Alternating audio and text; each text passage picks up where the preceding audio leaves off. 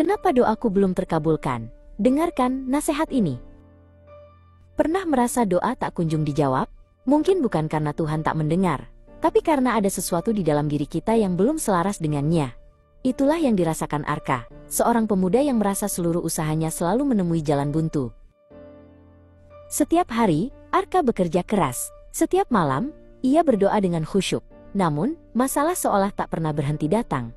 Hutang menumpuk, pekerjaan terasa berat, dan hubungan dengan orang-orang di sekitarnya merenggang. Ia merasa putus asa. Di tengah keputusasaannya, seorang teman menyarankannya untuk bertemu Pak Wijoyo, seorang bijak yang tinggal di pinggir kota. Dengan sisa harapan, Arka pun pergi menemuinya. Ia menemukan Pak Wijoyo sedang menyiram tanaman di taman kecilnya yang asri. "Pak, saya sudah berdoa dan berusaha sekuat tenaga. Tapi kenapa hidup saya selalu sulit? Kenapa doa saya seolah tidak didengar?" tanya Arka, dengan suara bergetar menahan tangis. Pak Wijoyo tersenyum lembut.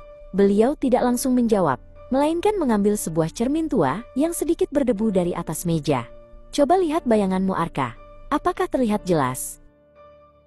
"Hati yang bersih ibarat cermin," kata Pak Wijoyo. "Semakin bersih cerminmu, semakin jelas cahaya Tuhan yang terpancar ke dalam hidupmu.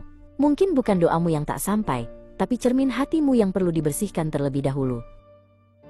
Tips pertama, luruskan niat. Coba periksa lagi nasihat Pak Wijoyo.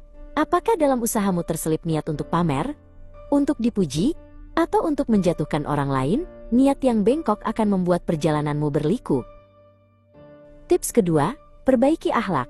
Tuhan menitipkan cahayanya pada setiap ciptaan. Bagaimana kau bisa berharap menerima cahayanya jika kau menyakiti pantulannya pada sesama manusia, hewan, atau bahkan merusak alam? Lanjut Pak Wijoyo. Arka pulang dengan sebuah pencerahan.